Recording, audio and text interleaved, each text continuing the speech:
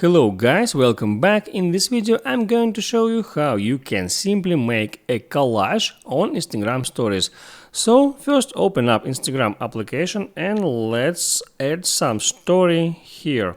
I will tap on story, I will select my camera and here I need to tap at the create option and here I make a collage for my story.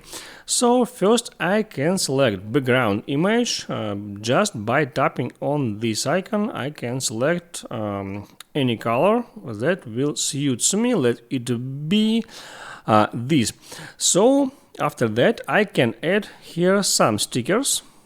For example, this. I can change the size, I can change position of this sticker, I can add here some more stickers, just like that.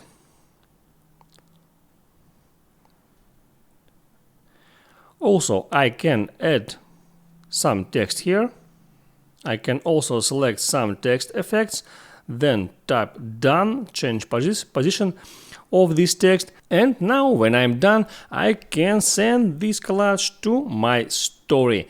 So now you know how you can simply make a collage on your Instagram stories. Make sure you like this video if it was helpful for you. See you next time.